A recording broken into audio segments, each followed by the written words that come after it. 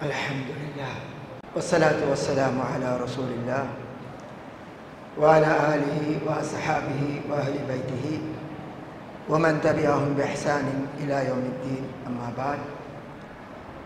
அன்பிற்குரிய இஸ்லாமிய சகோதரர்களே, வீடுகளிலிருந்து செய்மடுக்கக்கூடிய சகோதரிகளே, ஒவ்வொரு செவ்வாய்க்கிழமையும் இஷா தொழுகையை தொடர்ந்து நடைபெறக்கூடிய அல் குர்ஆன் விளக்க வகுப்பில், அதாவது தஃப்சீர் குர்ஆன் விரிவுரை தொடரிலே மூன்றாவது தொடராக முதல் இரண்டு தொடரிலும் முதலாவதாகவும் இரண்டாவதாகவும் இறங்கிய வசனங்களை பார்த்தோம். அதைத் தொடர்ந்து அல்லாஹு தஆலா ரசூலுல்லாஹி ஸல்லல்லாஹு அலைஹி வஸல்லம் அவர்களுக்கு தஅவாவுடைய பணியை செய்வதற்கு கட்டளையாக சூரத்து ஷுஅரா 24வது வசனத்தை இறக்குகிறான். இதில் நான் ஒரு விடயத்தை சொல்ல வேண்டும். நாம் இப்போது வைத்திருக்கக்கூடிய குர்ஆனை எடுத்தால் சூரத்துல் ஃபாத்திஹாவிலிருந்து தொடங்கி சூரத்துல் பக்கரா, ஆல இம்ரான் என்று கடைசியாக சூரத்துல் நாஸில் முடிகிறது. இது அல் குர்ஆன் இறங்கிய ஓர்டர் அல்ல. அல் குர்ஆனில் உள்ள 114 சூரத்துகளையும் இறங்கிய ஓர்டரிலே நாங்கள் அடையாளம் காண்பதற்கான ஆதாரங்கள் முழுமையாக கிடையாது, சிலருக்குத்தான் இருக்கிறது. அதற்கும் அப்பால் ஒரு சூரத், அதனுடைய சில வசனங்கள் ஒரு தரம் இறங்கினால் பல மாதங்களின் பின்னால் அடுத்த வசனங்கள் இறங்கும், அல்லது வருடங்களின் பின்னால் இறங்கும். இப்போது இந்த சூரத்து ஷூராவை எடுத்தால், இந்த சூரத்து ஷூராவுடைய 214வது வசனம், அப்ப 213 வசனங்கள் முந்தி இருக்கிறது. எந்த வசனத்திற்கு பின் எந்த வசனத்தை ஓத வேண்டும் என்ற அந்த ஓடரை நபி ஸல்லல்லாஹு அலைஹி வஸல்லம் அவர்கள்தான் சொன்னார்கள்.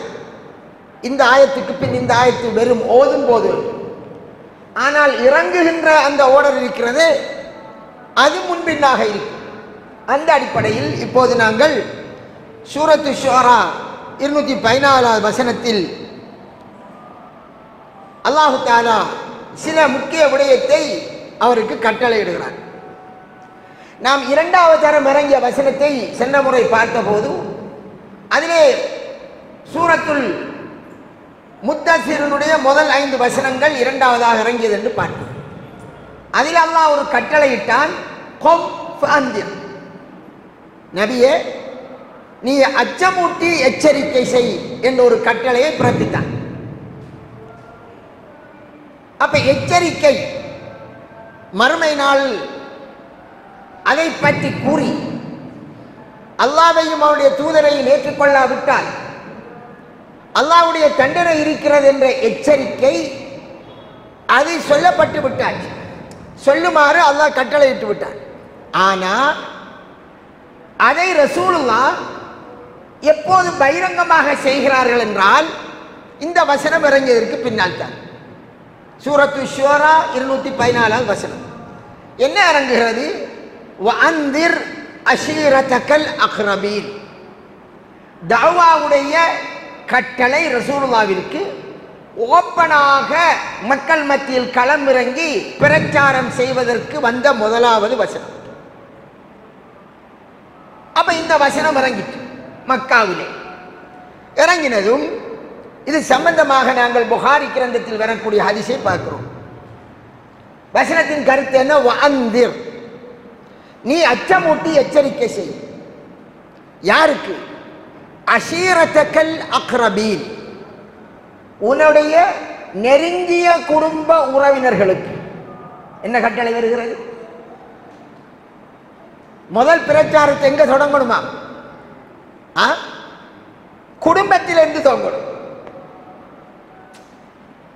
ஒரு அழைப்பு பணியை ஒருவர் செல்ல முற்படுகிற போது குடும்பத்தை தொடங்கி, குடும்பத்தில் முதலாவதால் எனக்கு முதலாவது நான் சொல்ல வேண்டிய கடமைக்குரியவர் எனது மனைவி, எனது பிள்ளை, அடுத்தது என் தாய் தந்தையர், அடுத்தது என் தாயின் உறவினர், தகப்பனின் உறவினர், தாயுறவு தகப்பன் உறவு, இவர்களைத்தான் நாங்கள் யார் என்று சொல்றோம்? என் சகோதரர்கள், நெருங்கிய உறவினர். தஅவா பணியை அல்லாஹ் கற்றுக் கொடுக்கிறார். இன்று எத்தனையோ பேர் பிரச்சாரம் செய்கிறார்கள், நிறைய மௌலவிமார் பிரச்சாரம் செய்கிறார்கள், வெளிநாடுகளில் நிறுவனங்களில் பிரச்சாரம் செய்வார்கள். நிறைய வெளிநாட்டு நிறுவனங்கள் தஅவா சென்டர்களில் எல்லாம் பிரச்சாரம் செய்கிறார்கள். ஆனால் அவர்கள் தன்னுடைய ஊருக்கு வந்து குடும்பத்தாருக்கு பிரச்சாரம் செய்வதை, அதை பகிரங்கப்படுத்துவதை காண முடியாது. ரொம்ப கவலையான விடயம். தௌஹீத்வாதிகள் என்று சொல்வார்கள், அழைப்பு பணி அங்கே செய்கிறார்கள்,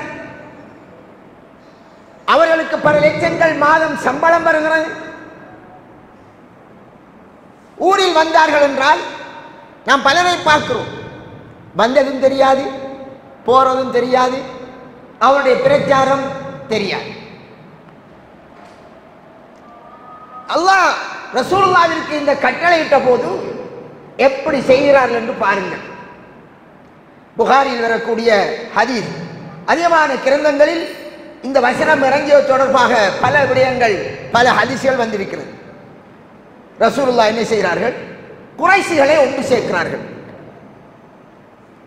மலையிலே ஏறி கூப்பிடுகிறார்கள், யா மாஷர குறைஷ், குறைஷி கூட்டமே. ரசூலுல்லாஹ் குறைஷி கோத்திரமா இல்லையா? கூப்பிடுகிறார்கள். சிலரை பெயர் சொல்லி கூப்பிடுகிறார்கள். ஃபாத்திமா ரலியல்லாஹு அன்ஹாவை பெயர் சொல்லி கூப்பிடுகிறார்கள். ரசூலுல்லாஹ்வுடைய மாமி சபியாவை பெயர் சொல்லி கூப்பிடுகிறார்கள். தனித்தனியே ஒவ்வொருத்தரை மூட்டை போய் சந்திச்சு செல்லத்தை விட எல்லாரையும் ஒரு இடத்துக்கு அழைக்கிறார்கள். மலையிலே நின்று கொண்டு நம்ம மேடை போட்டு பேசுறோமா இல்லையா? ரசூலுல்லாஹ்வுடைய மேடை, அவருடைய ஓப்பன் பிரச்சாரம் என்ன? ஒரு மேடை. அவருடைய மேடை எது? ஒரு மலை. ஏறி நின்று அழைக்கிறார்கள், அழைத்து சொல்கிறார்கள், அங்கிது அம்புசக்கும் மினன்னார், நரகத்தில் இருந்து உங்களை காப்பாற்றிக் கொள்ளுங்கள். அழைப்பு பணி, அல்லாஹ்வும் கட்டளையிடுகிறான், எச்சரியுங்கள். நரகத்தை சொல்லி பயமுறுத்தாட்டு சொல்லுகிறார். ஒரு பாவம் செய்கிறார், அது சிறுக்கான காரியமா, வட்டிக்கு கொடுக்காரா, அவரிடம் போய் அல்லாஹ்வுடைய நரக தண்டனையை சொல்லி அச்சுறுத்த வேண்டும். இதை நீங்கள் விடவில்லை என்றால் இருக்கக்கூடிய தண்டனையை சொல்ல வேண்டும். இது யாருடைய முறை? அல்லாஹ் நபிக்கு கற்றுக் கொடுத்த முறை, நபிகளார் செஞ்ச முறை. அப்படி இல்லாம ஒருவர் வட்டியை கொடுக்காரு, அவர்கிட்ட தௌவா செய்யணும் என்று போய் இன்றைக்கு சில ஜமாத்துகள் ஊருக்குள்ள தௌவா செய்யறாங்களாம் அவர் வீட்டை போனா இருந்து சந்திச்சு டீயை குடிச்சு போட்டு பள்ளிக்கு வாங்குவேன் என்று சொல்லுவேன். அப்படி இருக்க அவர் ஜமாத்து இல்லையா? என்ன பள்ளிக்கு வரட்டான். அவனாரு வட்டியை கொடுக்கான். அவனாரு கபராடியில போய் இருந்துட்டு சுஜூதி செஞ்சுட்டு கபூர்ல கேட்ட பிள்ளைய கேட்கான். இவன்கிட்ட போய் குசூசி கஷ்டம் செல்வார்கள், தனிப்பட்ட முறையில் சந்திக்கிறான். சரி, சந்திக்கத்தான் வேணும், சந்திவீங்கள். சந்திச்சேன்னு செல்லணும். அவன் செய்கிற சிறுக்கான காரியம், அவன் செய்கிற அல்லாஹ்வுக்கு எதிராக போர் தொடுக்கிறவருடைய வட்டி, அதனுடைய பாரதூரத்தை சொல்லி எச்சரிக்க வேண்டும். அல்லாஹ்வுடைய தண்டனையை சொன்னால் போதும், வேற நம்முடைய வார்த்தையை போட தேவையில்லை. ரசூலுல்லாஹி ஸல்லல்லாஹு அலைஹி வஸல்லம் இப்படி சொல்லி இருக்கிறார்கள், அல்லாஹ் குர்ஆன்ல இப்படி சொல்றான், அது போதும் தானே. வேற நாம கூடாத வார்த்தையை பேச வேண்டிய மனுஷன் நோய்க்கு தேவையில்லை. நீடா பைத்தியாரனப்பல் இந்த வேலை பார்க்கிறேன் இப்படி கேட்கலாமா?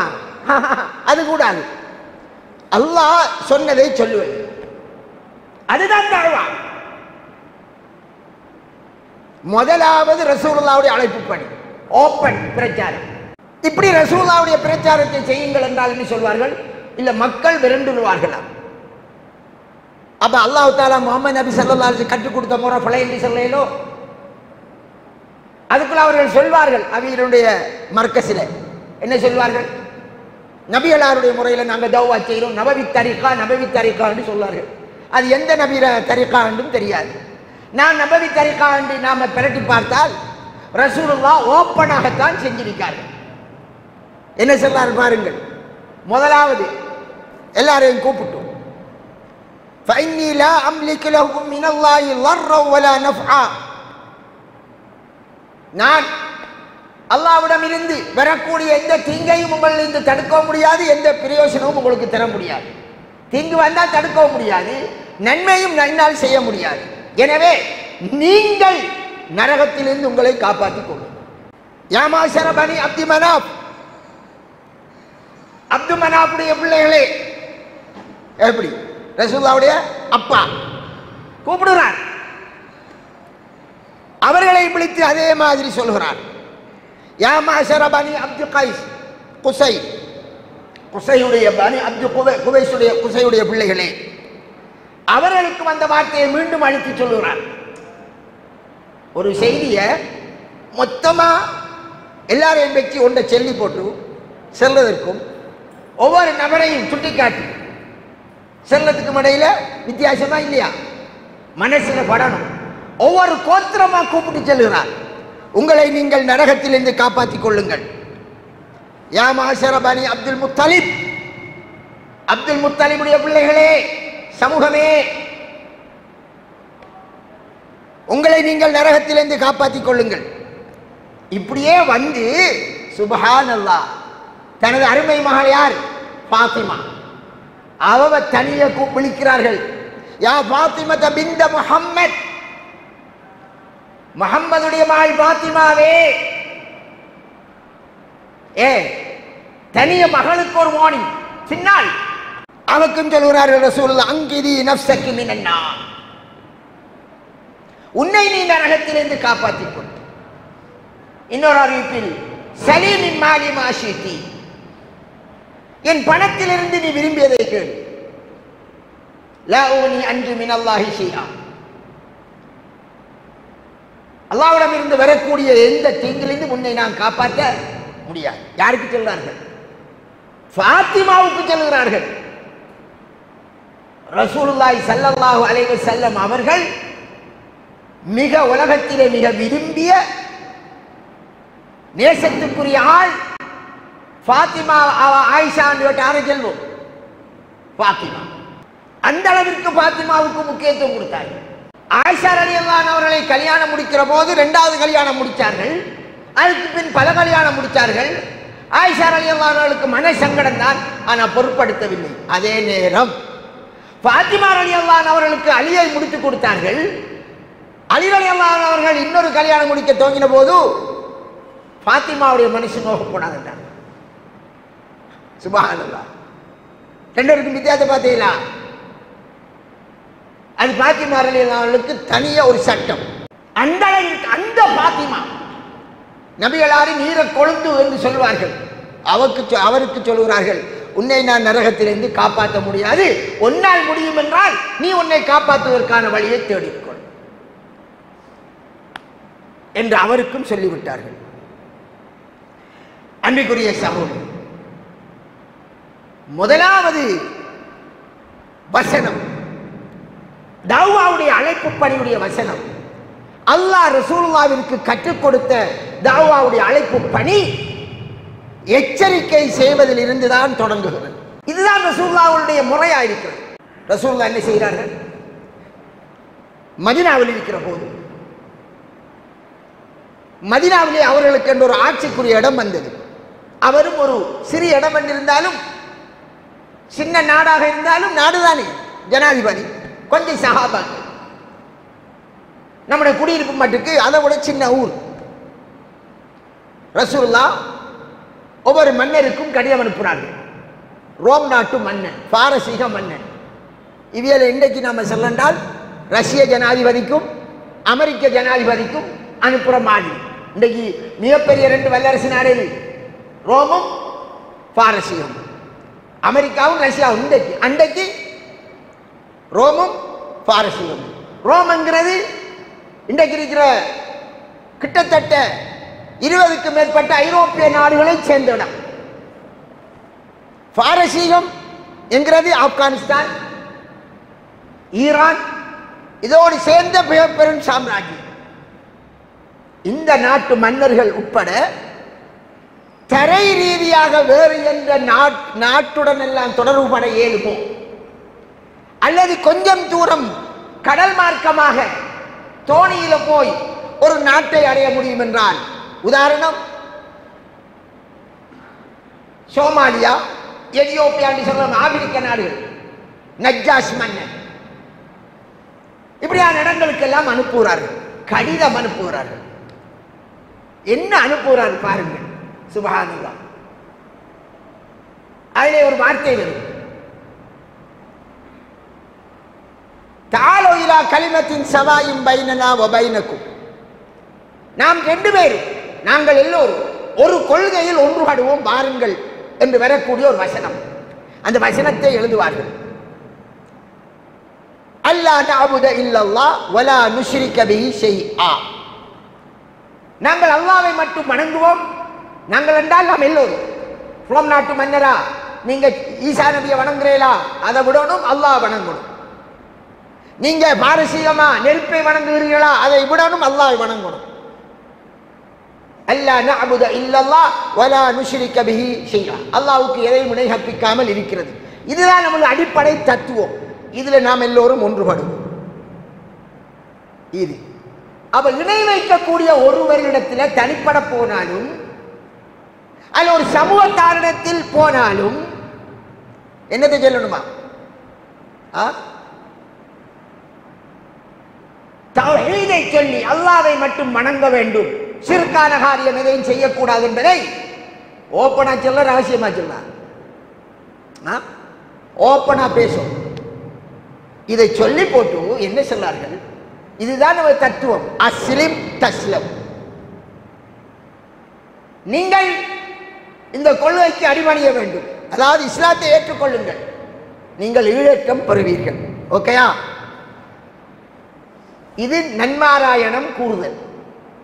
நீங்கள் இந்த கொள்கையை ஏற்றுக்கொண்டால் நீங்கள் வெற்றி பெறுவீர்கள்.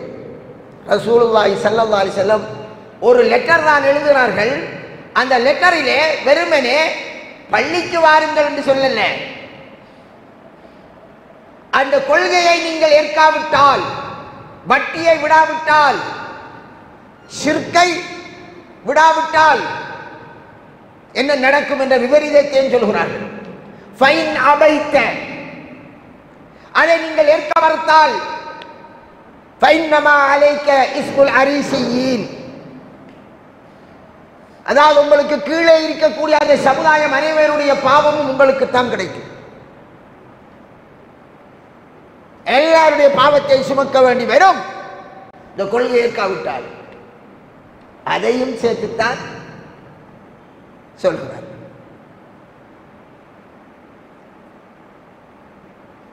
நல்ல வார்த்தை, வெளிப்படையாக உண்மையை எடுத்துச் சொல்லும்.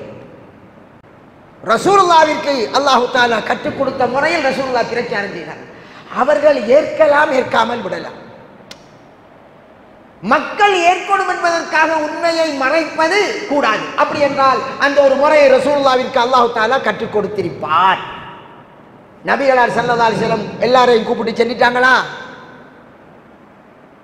வேற நிவாயத்தில் வருது, நபிகளாருடைய மாமி சஃபியாவே அவையும் கூப்பிடுறார் ரசூலுல்லாஹ். இப்படி ஒவ்வொரு கூப்பிட்டு எல்லோரையும் வச்சு சொல்லுகிறார்கள். இதை சொன்ன போதுதான் அடுத்த சூரத்து இறங்குறதுக்கான நிகழ்வு நடக்கிறது. நாம் உண்மையை எடுத்து சொன்னால், இந்த பிரச்சார பணியை தெளிவாக செய்தால் என்ன நடக்கும்? அது ரசூலுல்லாஹ்விற்கு நடந்தது, அது எங்களுக்கு படிப்பினை வரலாம். அப்ப அவருடைய சிற்றப்பா அபூலஹப் இருந்தார், அப்துல் முத்தலிபுடைய பிள்ளைகள் கூப்பிட்டாரா இல்லையா? அப்துல் முத்தலிபுடைய பிள்ளை இல்லைன்றாரு ரசூலுல்லாஹ்வோட மாப்பா அவர் மௌத்தா போயிட்டார். அப்பாசி ரலியல்லாஹு அன்ஹு, அபூ லஹப், அபூ தாலிப் இவரெல்லாம் அவருடைய பிள்ளைகள் அலி எல்லாம் பிறப்புறார்கள். தப்பல்லக் அலிஹாதா தஅவ்தனா, உனக்கு நாசம் உண்டாயிரும், இதுக்குத்தானே எங்களை கூப்பிட்டேன். முதல் ரசூலுல்லாஹ்வுக்கு கிடைத்த பரிசு. ஆனா மக்களுக்கு மத்தியில் சொல்வதற்கு முந்தி நபிகளார் ஸல்லல்லாஹு அலைஹி வஸல்லம் அவரிடம் ஒரு விடயத்தை கேட்டார். என்ன நிலையில இருக்காங்க என்று பார்த்தார். அவைகளை கூப்பிட்டு என்ன கேட்டார்? முதலாவது, உங்களை அழிப்பதற்காக ஒரு குதிரை படையொன்று இந்த மலைக்கு பின்னால் வருகிறது என்று சொன்னால், ஒரு படை வருகிறது என்றால் என்னை நம்புவேலா என்று கேட்டார். அப்ப என்ன சொன்னார்கள்? ஆம், உங்களிடம் நாங்கள் உண்மையை தவிர வேறதையும் காணவில்லை என்றார்கள். நீங்க சொன்னாதான் நடக்கும். இதை விட என்ன இருக்கு சொல்லத்துக்கு சந்தர்ப்பம்? ஒரு படை மலைக்கு பின்னால் நமது ஊரை அழிப்பதற்கு வருகிறது என்று சொன்னால் மக்கள் எல்லோரும் ஏற்க ரெடி. அப்படியான சமுதாயம். உங்களிடத்தில் நாங்கள் உண்மையை தவிர வேறதையும் வரலாற்றிலே காணவில்லை, நாங்கள் ஒன்று கண்டது உண்மைதான் என்று கூற சொன்னார்கள். அதுக்கு பிறகுதான் விஷயத்தை சொன்னார். நான் அல்லாஹ்விடம் இருந்து அல்லாஹ்வுடைய இந்த கட்டளையை ரசூலுல்லாஹ் எடுத்து சொன்னான். அல்லாஹ்வுடைய தூதர், மறுமை நாளை பயந்து கொள்ளுங்கள், உங்களுக்கு மிக கடினமான ஒரு நாள் இருக்கிறது, அந்த நாளை நான் எச்சரிக்கிறேன், உங்களை நீங்கள் காப்பாற்றிக் கொள்ளுங்கள் என்று அவனுக்கு மொத்தமான ஒரு ஸ்பீச், அதில் ஒரு துண்டு தான் நான் இப்ப சொன்னது. மறுமையின் தண்டனையை கூறுகிறார். அதில் உங்களை நீங்கள் காப்பாற்றிக் கொள்ள வேண்டும், அதற்கு நீங்கள் என்னை அல்லாஹ்வுடைய தூதராக ஏற்றுக்கொள்ள வேண்டும், நான் அல்லாஹ்விடம் இருந்து வந்த ஒரு இறை தூதர், உங்களுக்கு அச்சமூட்டி எச்சரிக்க வந்த ஒரு நதீர், இதெல்லாம் அங்கே முன்வைக்கிறார். உண்மையை சொன்னா என்ன நடக்கும் என்றதற்கு அடையாளம் தான் எங்கிருந்து எதிர்ப்பு வருமா? எதிர்ப்பு எங்கிருந்து வருங்க? குடும்பத்தில இருந்து வரும். கொஞ்ச நேரத்துக்கு முந்தைதான் சொன்னார்கள் உன்னை விட உண்மையாளர் இல்லை என்று. ஆனால் மார்க்கத்தை சொல்லிட்டோமா, ஊட்ட விட்டு போன்று கூட செல்வார்கள். நாசமா பைத்திருவா என்று முகமது நபி ஸல்லல்லாஹு அலைஹி வஸல்லம் அவர்களுக்கு அல்லாஹ்வை பற்றி சொன்னதால், அல்லாஹ்வுக்கு இணை வைக்க கூடாது என்று சொன்னதால், நரகத்தை பற்றி சொன்னதால், குடும்பம் அவரை பாதுகாத்தவர்கள் அவரின் மீது பதுவா செய்தார்கள். அப்ப நமக்கு என்ன படிப்பினை வருகிறது? தௌவா செய்கிறவர் சரியாக தௌவா செஞ்சால், ரசூலுல்லாஹ் காட்டின முறைப்படி செஞ்சால், குடும்பம் எதுக்கும் எதிர்த்தாலும் ரசூலுல்லாஹ் பின்வாங்கினாங்களா? முதலாவதே ரசூலுல்லாஹ்வுக்கு அடி, கல்லறி, நாசமா போன்று மண்ணை அள்ளி எறிந்தார்கள் என்றெல்லாம் சொல்வார்களே, ரசூலுல்லாஹி ஸல்லல்லாஹு பின்வாங்கினார்களா? 40 வயசு தாண்டிய ஒரு முதிய மனுஷன், ஒரு முழுமையான ஆள். நாம நம்முடைய குடும்பத்தில் வாய் திறந்தால் நம்மளை கல்யாணத்துக்கு வரணும் அப்படி சொல்லுவாங்க, இல்லாட்டி அதுக்கு வரணும் என்பாங்க. வரணும் என்று சொல்லட்டுமே, உன்னுடைய கடமையை நீ செய். அப்போதுதான் அடுத்த சூரத்து இறங்குகிறது. எந்த சூரத்? தப்பத் யதா அபீ லஹப். அது நாம பிறகு பார்ப்போம் அடுத்த பாடத்துக்கு. நாம் எந்த ஓர்டர்ல பார்த்துக்கிறோம்? இறங்கிய ஓர்டர்ல பார்த்துக்கிறோம். ஒரு அளவுக்கு ஆரம்ப சூரத்துகளை கொஞ்சம் பார்த்து போட்டு பின்னால பார்க்கலாம். அபூ லஹபினுடைய 2 கைகளும் நாசமாக. அதுல அந்த முதல் வசனம், அல்லாஹ் ஒரு தாய் அல்லாஹ்வுடைய பிரச்சாரத்தை செய்யும் போது அந்த கொள்கைக்கு எதிராக, அவர்களுக்கு எதிராக இயங்கினால் அல்லாஹ்வுடைய உதவி வரும். ரசூலுல்லாஹ்விற்கு வஹீ மூலமா வந்தது, நமக்கு வஹீ வருமா? வராது. ஆனா என்ன வரும்? அல்லாஹ்வுடைய உதவி வரும். நீ ரசூலுல்லாஹ் முறைப்படி பிரச்சாரம் செய்தால் எதிர்ப்பார்கள். இந்த ஊரில் ஷிர்கின் பெயரால எவ்வளவோ நடந்துக்கு இருந்தது. எங்கட மக்கள் பக்கத்தில் இருக்கிற காளி கோயிலுக்கு கூட நேர்ச்சை செய்ய போவார்கள். அப்படித்தானே போய்க்கிருந்தேன். நானும் போயிருக்கேன் சின்ன பிள்ளைல. எங்கட மூதாதிரி சொல்லி தரல.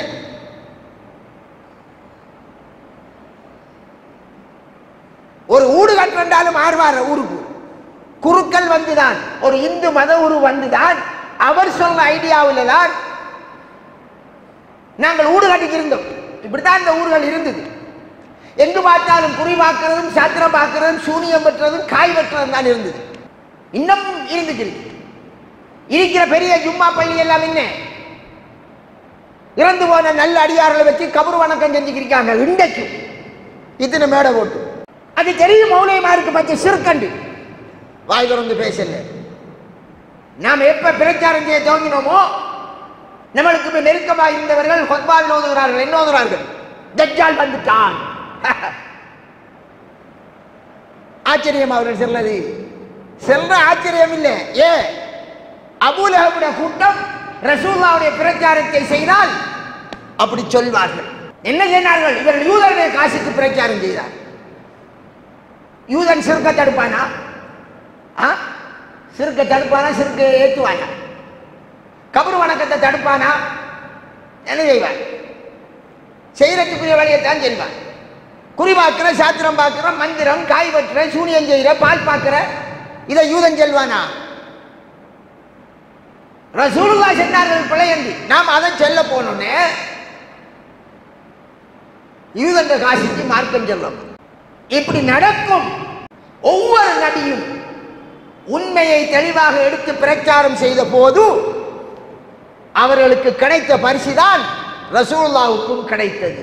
அதே மாதிரி யாரெல்லாம் ரசூலுல்லாஹ்வுக்கு பின்னர் கியாம நாள் வரையும் உண்மைக்குண்மையாக பிரச்சாரம் செய்வார்களோ அவர்களுக்கு கல்லறி விடலாம், ஊரை விட்டு ஒதுக்கலாம், ரோட்டில் போற நேரம் எல்லாம் என்ன செய்யலாம்? என்ன போறா தஜ்ஜால் என்று செல்லலாம், அவனை கொலை செய்யறதுக்கு முயற்சி செய்யலாம், அவன் மீது படுநூறு சொல்லி அவனை எப்படியாவது போலீஸ்ல மாற்றணும் என்று சொல்லி இல்லாத பாண்டங்களை சுமத்தி செய்யலாம். இதெல்லாம் யார் செஞ்ச வேலை? அபூ ஜஹல், அபூ லஹபுடைய கூட்டம் செய்த வேலை. இன்றைக்கு அதை எங்கள் மீது குர்ஆன் சுன்னாவை பிரச்சாரம் செய்கிற அந்த மக்கள் மீது இந்த நாட்டில் உள்ள அபூ லஹப் வழியில் சென்றவர்கள் எத்தனை ஊர்ல செய்கிறார்கள். அந்த வகையில் எவ்வளவு பிரச்சாரம், எவ்வளவு எதிர்ப்புகள், அநியாயமாக என்ன போல ரசூலுல்லாஹி ஸல்லல்லாஹு அலைஹி சொன்ன மாதிரி உண்மையை உரைத்து சொல்வது, உண்மையை உடைத்து சொல்வது, வெளிப்படையாக சொல்வது. அன்புக்குரிய சகோதரர்களே, என்ன கூறுவார்கள்? குழப்பம் கொலையை விட பெருசாக சொல்லுவார். குர்ஆன் வசனத்தையே மாற்றி விட்டார்கள். குழப்பம் கொலையை விட பெருசு என்று சொன்னால் அல்லாஹ் அந்த வசனத்தில் நாடுகிற குழப்பம் எது? நினை வைப்பது. எதை நாடுகிறான்? ஷிர்கான காரியத்தை முஸ்லிம் மக்கள் மக்காவிலே காபத்துல்லாவிலே இருந்து கொண்டு செய்வது, ஈமான் கொண்டவர்களை காபாவிலே தொழாமல் தடுத்தது, அந்த மக்கத்து மக்களை ஈமான் கொண்டதற்காக ஊரை விட்டு அப்புறப்படுத்தியது, காபாவிலே தொழாமல் தடுத்தது. சூரத்துல் பக்ராவிலே அழகாக